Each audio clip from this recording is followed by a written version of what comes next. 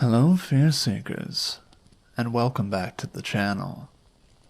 Today, we're going to be diving into some disturbing, allegedly true, rural horror stories. If you enjoy the content and want to help the channel grow, consider leaving a like and subscribing to keep up with future videos. Now without further ado, sit back, put any idea of sleep away, and get ready to ferment your fears.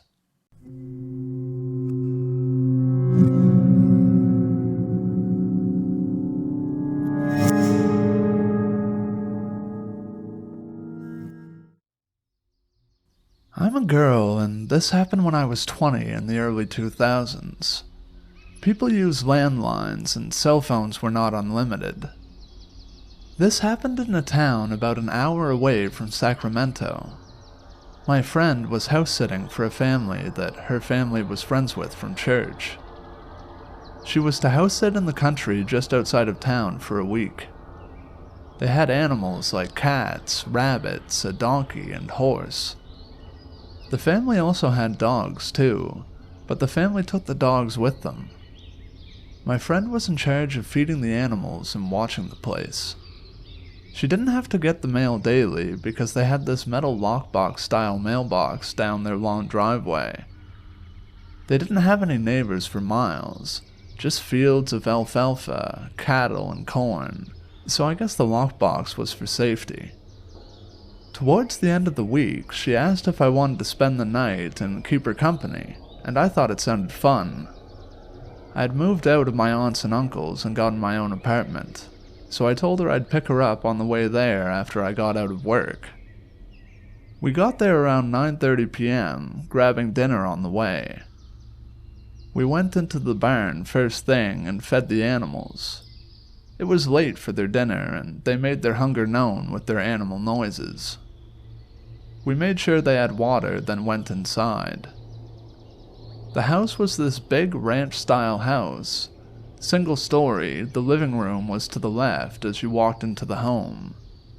There was a long hallway directly to the right of the entrance that led to where the bathroom and bedrooms were. Straight ahead was a dining area, and to the left of that was the kitchen entrance and a patio door. They did not have an open floor plan.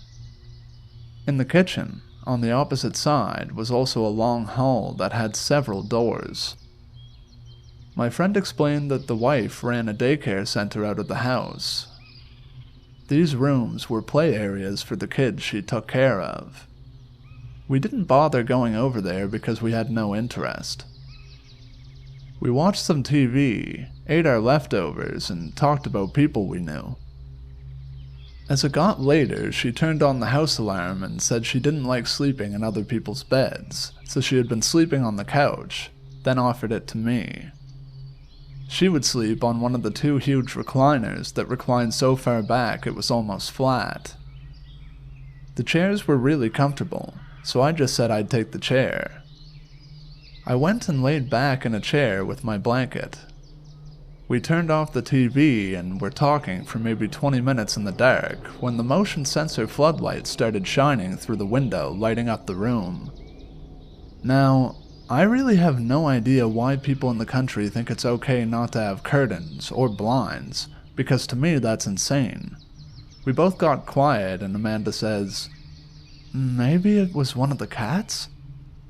Then we start hearing gravel crunch, like a person walking across gravel in the parking area outside. My chair was closest to the window and I slid carefully down to the floor, clutching the stupid blanket the whole time.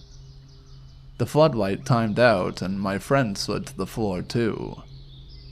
We lay on our stomachs in the dark, not knowing what to do for a minute, when we heard a loud bang and all of a sudden the house alarm started blaring and the floodlights turned on again. It was so loud we covered our ears and I started to panic. I swear I have never been so close to peeing my pants in my life. I began crawling towards the keypad for the security, because I've seen the commercials. There's a button you push and a person responds to you in case of an emergency, or at least sends the police. The main screen says patio 1 of 2 open.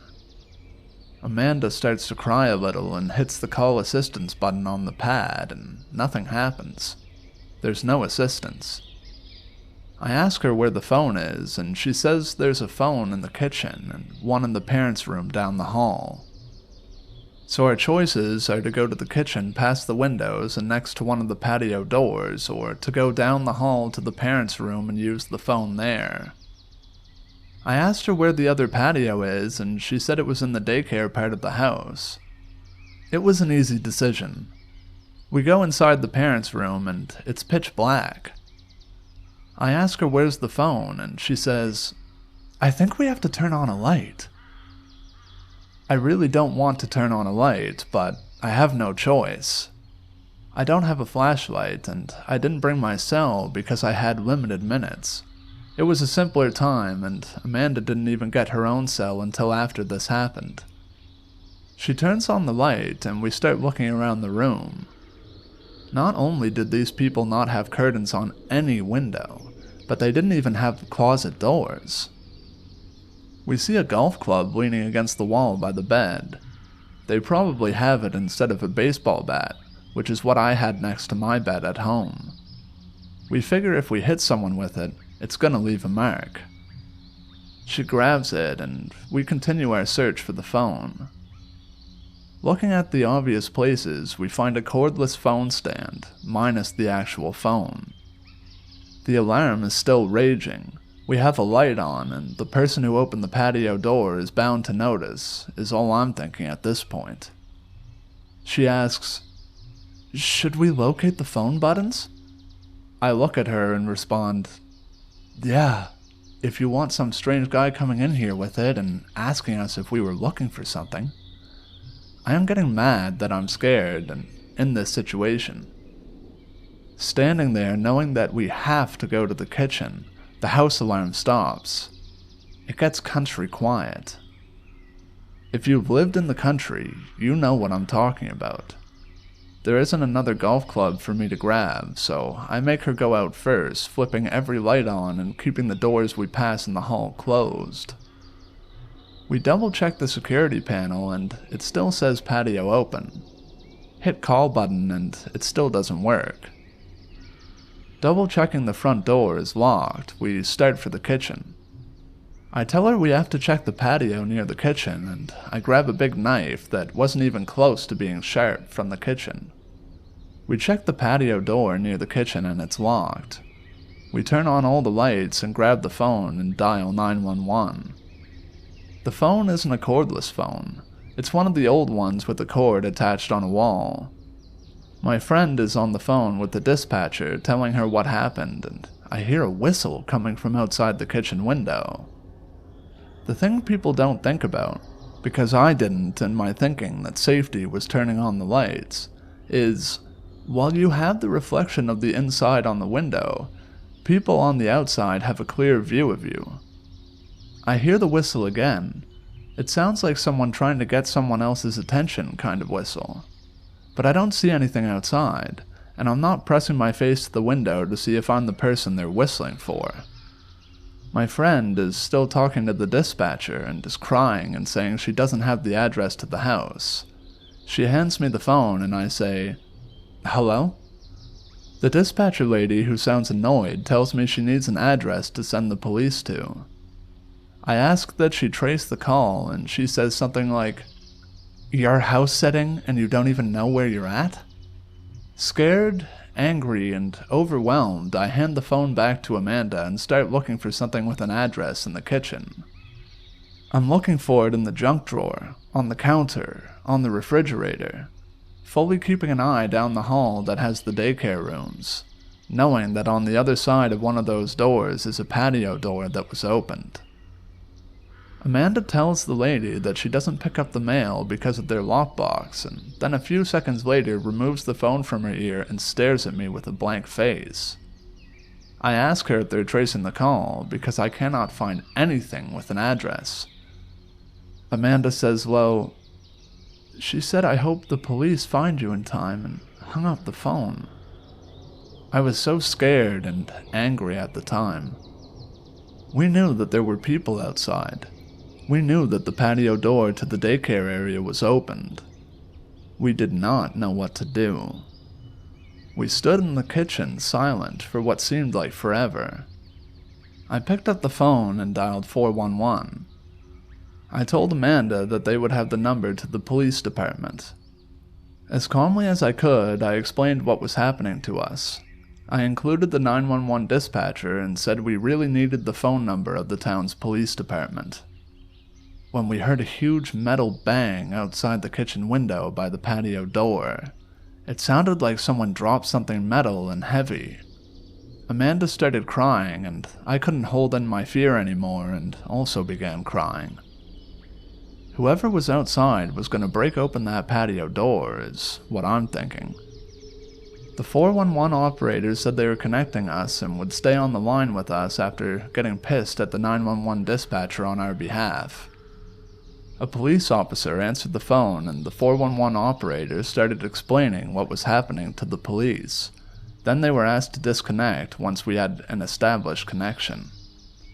The police asked a few questions, and we heard the whistle again outside, and floodlights all around the house turned on once again. I was too scared to look outside, and we had never turned on the patio light, because we had to walk across the patio window to get to the switch. We told the policeman on the phone about the whistle, and he said that there should be several policemen showing up shortly and to stay on the phone. We were outside the town limits and knew it might take a few minutes. Having an officer on the phone made me feel a little better, but I was still really scared. He told us that the police arrived and were coming up the drive. The policeman said to put down the phone and open the door, so I did. What I saw was a police pickup truck with spotlights flashing into the pastures that ran along both sides of the drive. 2 officers, not with handguns but with shotguns, walking slowly beside the truck as it came up the long drive. 4 officers approached the house asking us our names. One went to the phone and said they were here and hung up the phone. They ordered us to stay in the dining room and began searching the house. One by one they returned. The last one came back in through the patio door by the kitchen. He said he searched the barn and the horse scared him. The horse also looked spooked. He asked what other animals were in the barn. They told us they didn't find anyone and that the daycare patio was not locked. There was, however, a broom handle in the track to prevent it from being opened too far. They lectured Amanda about not knowing the address of the house she was supposed to be responsible for, and other stuff I don't remember. After finishing statements, they said they'd stick around and look more, and if we wanted to leave, we could. We were out of there so fast. We got into my car and went to her mom's. So mentally exhausted, we fell asleep, and I went to my office job the next morning. She said she really didn't want to go back to the house, but she had to feed the animals their breakfast. Her mom told her to take her sisters, and she did. That afternoon, she called me at work. She was really nervous and began telling me that when they went into the house, there were footprints and poop on the carpet. I said it was probably the cop that checked the barn. She said that she didn't know or pay attention. Also, she said that when they went into the barn to feed and water the animals in the morning, someone had tied all the rabbits' legs together in their hutches. They had 10 rabbits the kids used for 4-H. Amanda then continues to say there was a note with the word "Lucky" scribbled on the back of a pizza coupon she thought came from the refrigerator door because the flyer was missing a coupon. It took a while for them to untie the rabbit's legs, and Amanda asked her mom to find someone else from their church to finish the house sitting. She wasn't going back. She also told the officer what she came back to, but no one was ever caught, and the police never called either of us to update us.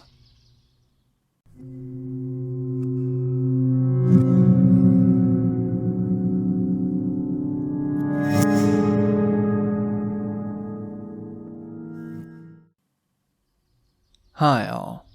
This happened to me about 11 years ago when walking home from a friend's house at night.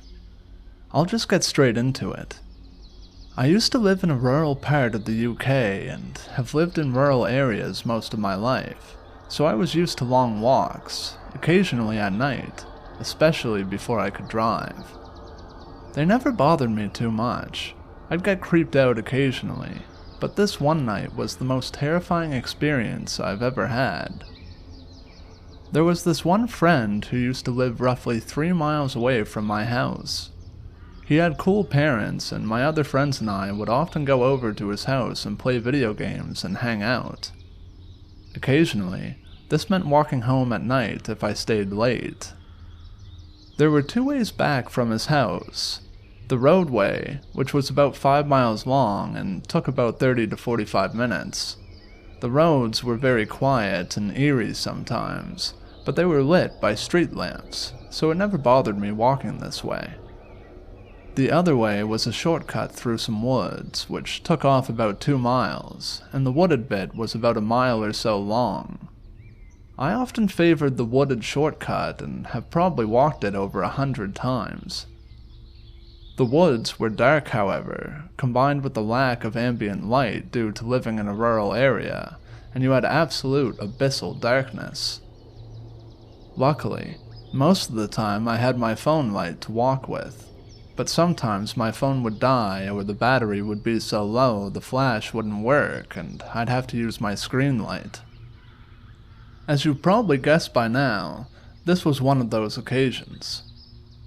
I remember my friends and I had just finished watching a film. It was nearing 10 p.m., so we all left my friend's house and headed our separate ways home. I contemplated briefly which way I should go and decided to take the shortcut through the woods. I started walking away from his house and towards the path that headed into the woods. The streetlights dimmed as I entered the fields before the woods. I glanced at my phone and saw my battery was really low, only enough power left for a couple of minutes of flash, and then I'd have to use my screen for light. That wouldn't last the whole way either.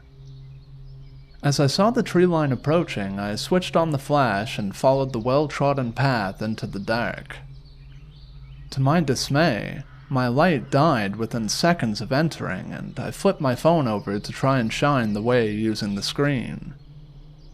As I walked, I looked out for all of the familiar landmarks I was used to seeing, to ensure I was heading in the right direction. Funky tree stump. Check. Half-fallen fir tree. Check. Enormous puddle I had to jump over. Check. All was going well. I was halfway through the woods when my phone completely died. I remember the moment it happened. I was engulfed in darkness. I'm not sure if you've ever experienced this level of darkness before, but it was so dark I couldn't even see the outline of my hand centimeters in front of my face. Naturally, my pace slowed considerably, and I started holding my hand out in front of me to make sure I wasn't going to walk into a tree or something. I continued walking for another minute or so, until all of a sudden a pungent smell hit me. Cigarette smoke. I glanced around, but couldn't see anything. Then I heard it. A cough. I wasn't alone.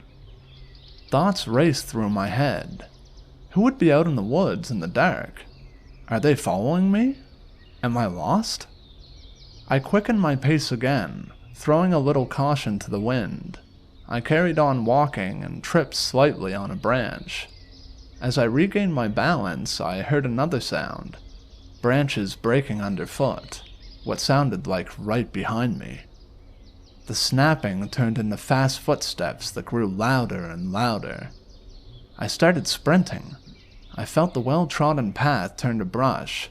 I felt branches, logs, and plants hitting my legs. It wasn't long before I fell, hard. I was lying on the floor, holding my knee. I could still hear branches snapping around me and a voice muttering something. I didn't dare move.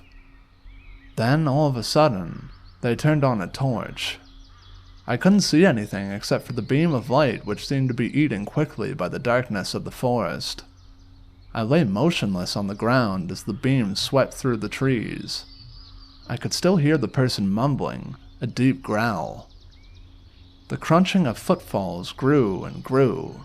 They were only several feet from me by this point. I couldn't breathe. The light went out, the snapping of branches grew, and then nothing. Quiet. My eyes were wide open, but I couldn't see anything. Then I could hear wheezing, right above me. I wanted to cry. I wasn't sure if the person could see me or not. They could have been staring right at me and I wouldn't know. This carried on for about 5 minutes until the crunching of leaves and snapping of twigs started up again and got fainter and fainter as they moved away from me. I remained lying down for another 5 or 10 minutes, contemplating my escape. Like an idiot, I'd run off the path and wasn't sure which way was back to it or was home. I didn't really care, I thought. I was going to walk in one direction until I left the woods and get home from there. I knew as soon as I started moving again that the person was still in the woods. They would hear me. Should I run or try and sneak out? I opted for the latter. I slowly rose to my feet, listening constantly to my surroundings, picked a direction and started walking. I wasn't perfectly quiet, but quiet enough to be sure I wouldn't be heard from too far away. I kept hearing snapping sounds and rustling in the distance, and every time I froze. I'd hold my breath until I was happy no one was there and then start walking again. I repeated this pattern for what felt like an eternity until eventually I found the path. I screamed for joy in my mind and sped up my pace. After another 10 minutes, I saw it. Light. Streetlights filtering in through the trees. I'd never been so happy to see a meager street lamp. But as I progressed to the end of the woods, my heart sank. At the end of the path was a black silhouette. Unmoving, contrasted against the light background was the dark figure of a man. What should I do? Maybe it's a different person. Perhaps it's someone walking their dog. I froze and watched them silently, but they didn't move. At all. They just stood there like they were guarding the entrance to the woods. I didn't know what to do. By this point, I'd had enough. I was so close to getting out, I decided to just run straight towards the exit. Straight towards them. I was a 6-foot young man. If they wanted to stop me, they'd have a hard job of it, I thought. So that's what I did. I started sprinting. The figure grew and grew, and as I reached them, I stepped to the side. I heard someone growl loudly and felt something clip the back of my head and tug the back of my jacket. I cleared the sheep gate in one leap and sprinted into the light.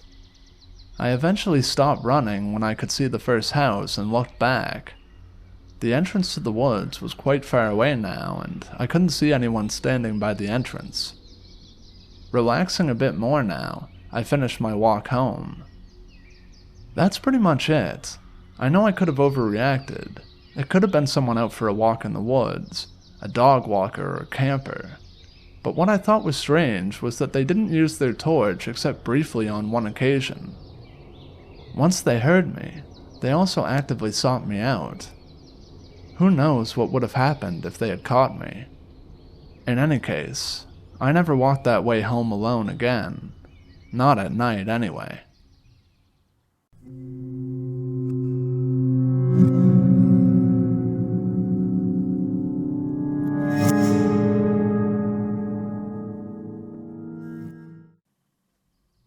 This is a true story. When I was younger, I lived out in the countryside of East Oklahoma with my mother and grandmother.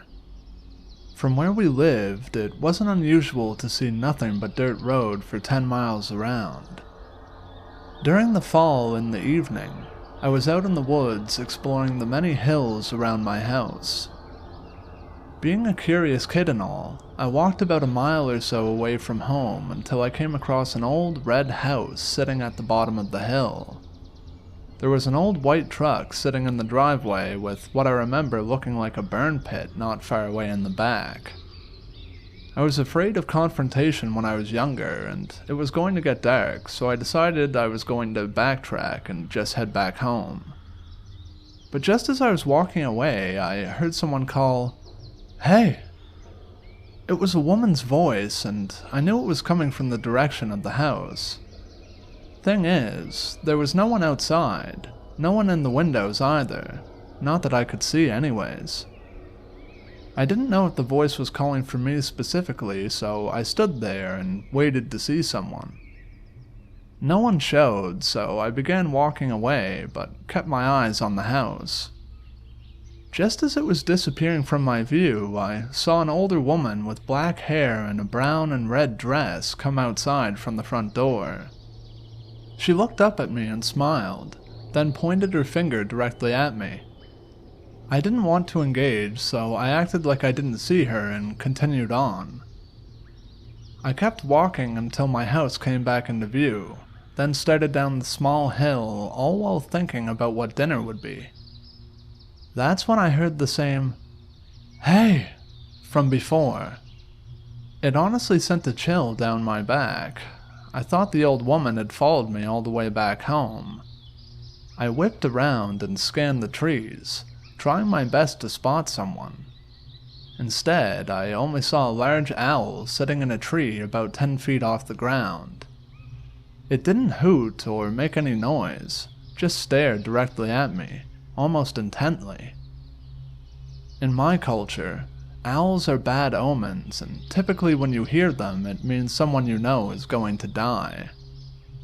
So, anxiety filling me from seeing this owl and hearing the woman's voice, I wasn't going to stick around in the woods any longer and began walking more hurriedly. "Where are you going?" I heard the voice call from the woods behind me. I wanted to run so badly. Something in me kept telling me not to run. Do not show you are afraid. In my head, I kept thinking it was the owl. The owl is talking to me. This isn't an owl. I go inside to my grandmother, who is in the kitchen reading a magazine. I tell her, "Gram, there was an owl outside. I think it was talking to me." I knew she could tell I was afraid. Her eyes looked like she knew something I didn't. "Where were you, and where is it now?" she asked, standing up, pulling the curtains closed. "I was walking in the woods, and I saw a red house and an old lady." I pointed in the direction of where I went. "The owl is there. I'm scared, Gram." She followed my finger, then walked into the other room to get my mom. "It's her. I know it is, Amber. She's been coming more and more," my grandmother whispered angrily. My mother came over to me and said, "Baby, show me where the owl is." My mother smiled, but I could tell she was angry, perhaps even scared. She took my hand and led me out the door. I didn't want to go back outside, but I trust my mother, so I went. "It was over there," I told her. She led me by the hand and gripped it tight. "Don't be afraid, Colty," she said. "Is that it?" At first, I didn't see what she was pointing at because at this time it was getting dark, but then I spotted it. The same huge owl. "That's it," I whispered, afraid it would hear me. My mother bent down and picked up a rock the size of a lemon. "Stay away from my son!" My mother chucked the rock. Hard. The owl, beginning to take off, got clipped in the wing by the rock, and I swear it was one of the most terrifying things I've ever heard. It made a screeching noise like a pig, then trailed off into what sounded exactly like a woman screaming. It flew off into the dark of the woods, and without another word, my mom took my hand again and led me back into the house. That night, I heard bits and pieces of my mom's conversation with my grandmother. Stuff like, "She's evil, she killed her husband," and She's a Stakini. She was following my grandbaby. And the final part I heard made me terrified of the woods. She eats hearts. The next day, my mother told me we were going to town, but had to stop somewhere really quick to check something. So we load up into our small car and drive down the dirt road for a bit, and come up to a familiar sight. It was the red house. I thought, this is that old lady's house. I wonder why we are here. Then I began to scan the woods around us, looking for that owl. Not as afraid, since it was daytime. My mother knocked on the door and waited for a minute before the same old woman came outside. The old woman wasn't smiling. Instead, she looked at my mother like she hated her. Then I saw her turn to me with those piercing eyes. I couldn't hear what my mom was saying, but while I tried to listen, my eyes looked down at something that wasn't there yesterday. The old woman's arm was wrapped up in a bandage and a makeshift sling. It was then that it all clicked. She was the owl. It was her voice calling to me. I put my face in my hands because I didn't want to see her. To me, this woman was a real-life monster. I heard her slam her door and my mom getting back in the car. Sorry, baby. We'll go now. I looked up as we were driving off and thankfully didn't see her. Mom, was she that owl? I asked, feeling like I knew fully well the answer. My mother was silent for a bit. Yes, she was, she said, sounding angry again. That woman is our cousin. We don't ever talk to her. Then why did you talk to her? I asked. My mom looked at me for a split second and said, because of you. After that, she wouldn't answer any more of my questions regarding her and kept insisting that I drop it before she whooped my butt. Years later, I found out that the old lady's husband had died of a heart attack years prior. Soon after this all happened, she died, and I don't know how. Only my grandmother knew, and she's since passed as well. I still think about this sometimes, and how my grandmother's words still ring in my ears. That the owl lady who was following me that day eats hearts.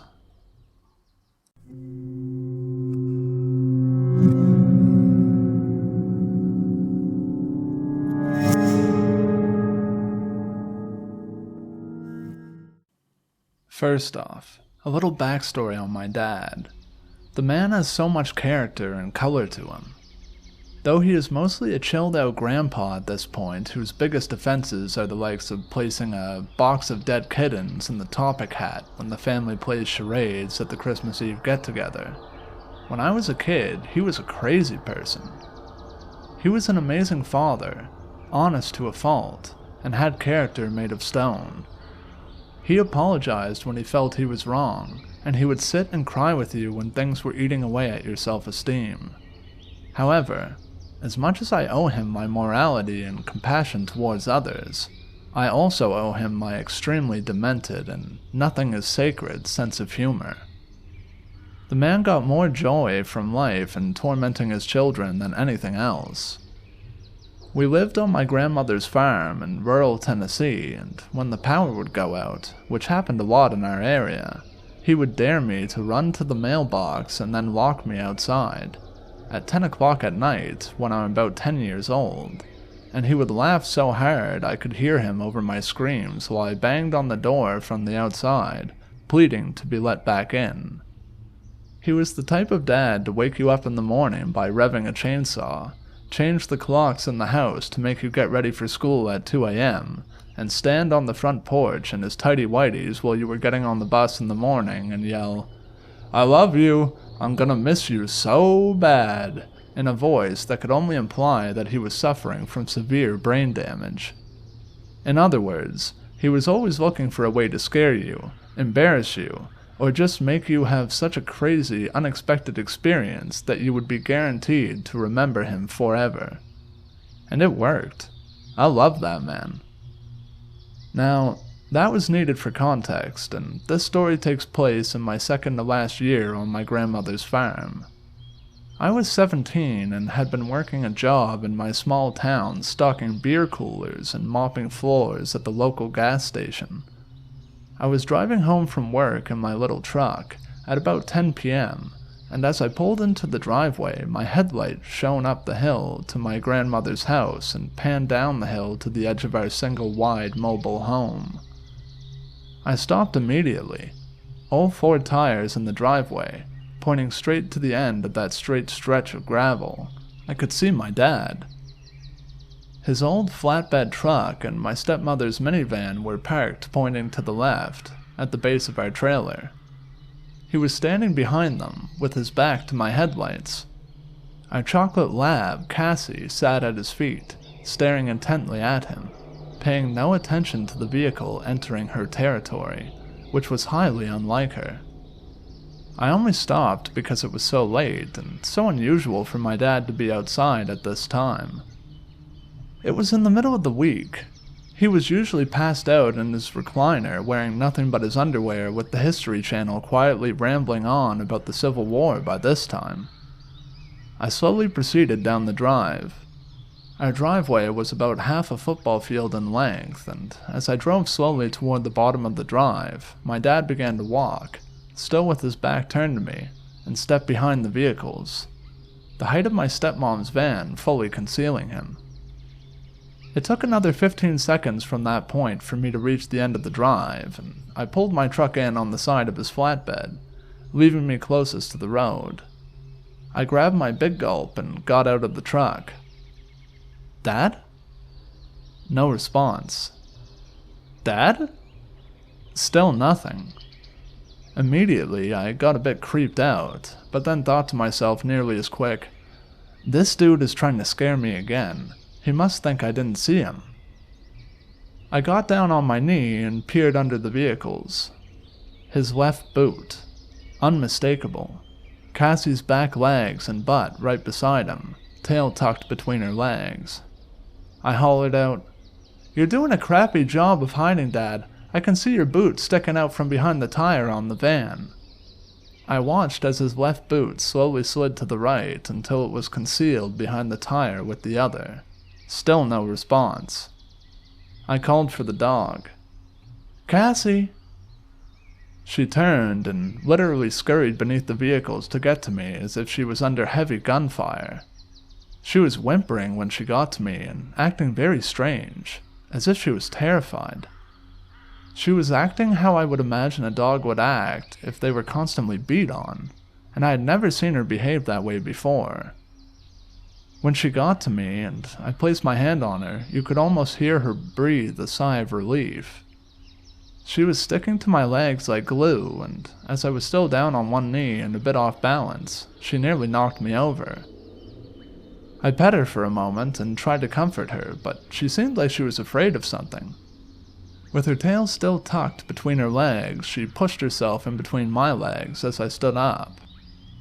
It was after seeing how timid and odd Cassie was acting that I decided that I may be misreading the situation and I might need to get into the house.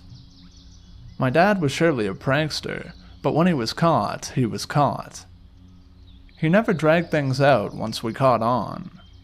He would come out and say something like, "I guess you kids ain't as gullible as you used to be. I'm gonna have to start stepping it up a notch."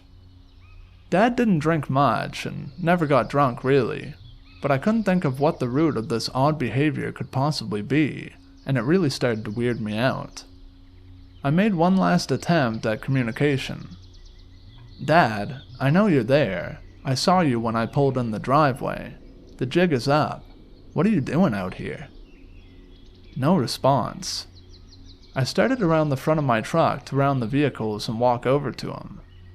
Cassie began to panic and whimper loudly, still glued to the inside of my ankles, crouched to the gravel with her head darting back and forth wildly. I stopped in front of my truck. I stand there for another moment in silence, waiting for something, but not sure what, and then announce, "Well, I'm heading in. See you in a bit, weirdo." I turned to walk to the front porch, unconsciously building speed as I hit the first step.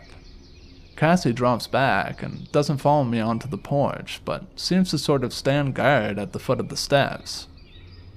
Keys in hand, I'm already searching for the deadbolt key. Panic is building in my chest, but I'm not sure why.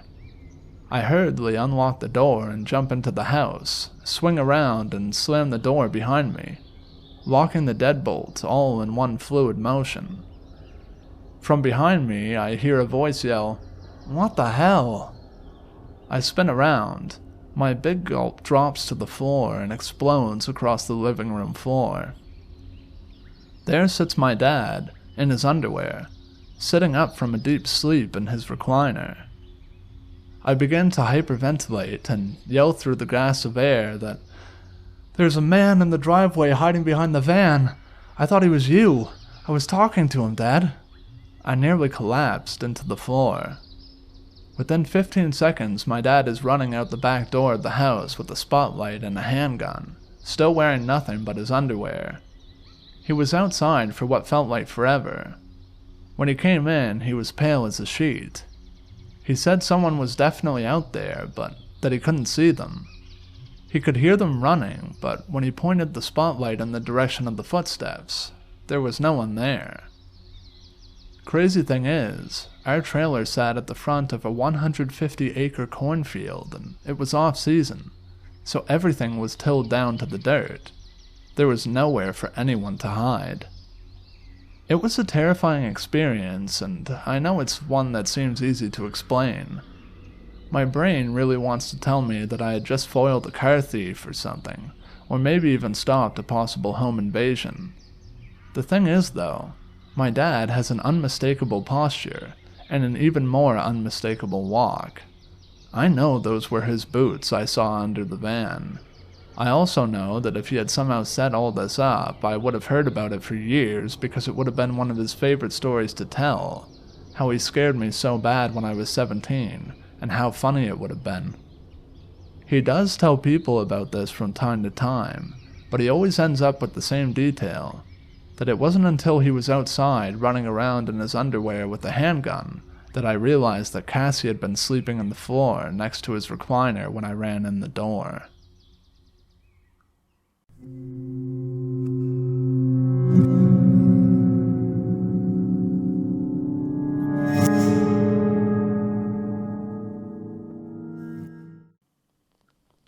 Hey guys, glad to see you made it to the end of the video.